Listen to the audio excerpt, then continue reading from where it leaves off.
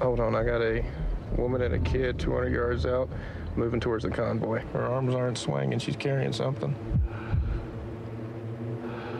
She's got a grenade, she's got an RKG Russian grenade, she's heading to the kid.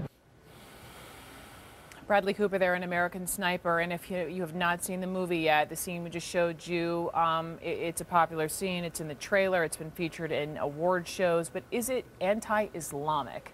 We shared 2 points of view with you. First, coming from Iran's highest Shiite Muslim, the Ayatollah, saying scenes like that, quote, encourage Christian or non-Muslim youngsters to harass Muslims as much as possible.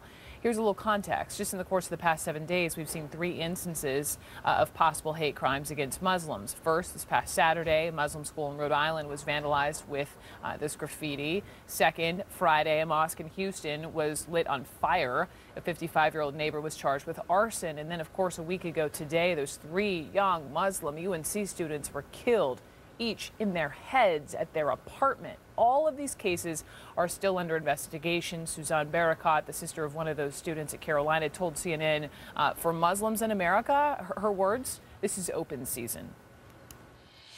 And it's currently an open season, a time where it's an open season against Islam, Muslims in Washington, Muslims in the general media, dehumanizing Muslims in movies like American Sniper. Joining me now is Arsalan Iftikhar, senior editor at the Islamic Monthly. Arsalan, great to have you back.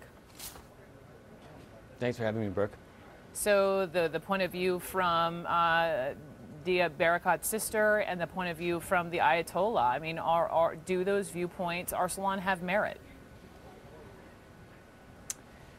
Yeah, I mean, I think if you look at it holistically, Brooke, you know, not just American Sniper with Bradley Cooper, but if you look at Hollywood's overall depiction of Muslims and Arabs after 9/11, whether it's the show Homeland on Showtime with Claire Danes or the Fox show 24 with Kiefer Sutherland, you know, we've seen this ongoing narrative of the, you know, the proverbial Muslim boogeyman, you know, the bad brown people next door. And, you know, we're starting to see that resonate now in terms of hate crimes around America and public opinion polls showing that American Muslims are one of the most hated demographic groups in the United States today. Islamophobia is real and growing in America today.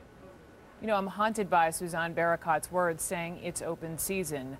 Why, and I know I would have to go to the source to get her answer, but in a broader sense, why would it be open season? Is it open season because of what's happening in Iraq and Syria and how that's being filtered back here? Or has it been, quote unquote, open season for a long, long time?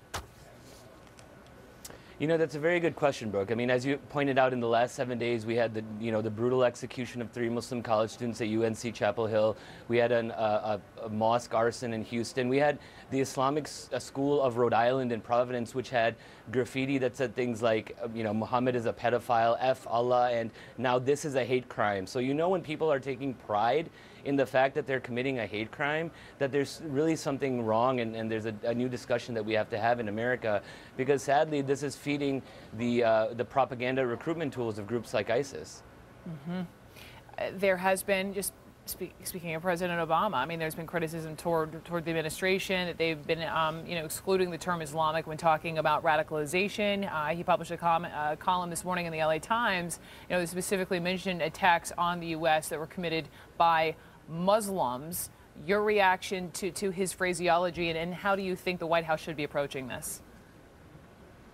Well, I think the White House is approaching it in a good way. You know, when you call something Islamic extremism, you're actually giving it the religious legitimacy that they desire. And, you know, 1.7 billion Muslims around the world, you know, absolutely condemned ISIS, Al-Qaeda, Boko Haram, and all of these terrorist organizations, and we're not going to honor them with any sort of religious moniker.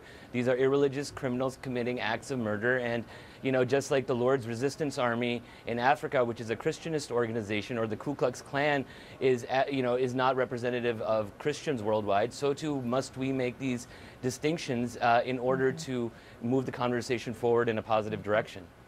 Arsalan Iftikhar, thank you so much again for coming on. I really appreciate your perspective. And just to remind all our viewers, tonight CNN is going inside the controversy behind this movie. It's called Blockbuster, The Story of American Sniper. Do not miss it, 9 p.m. Eastern and Pacific here on CNN.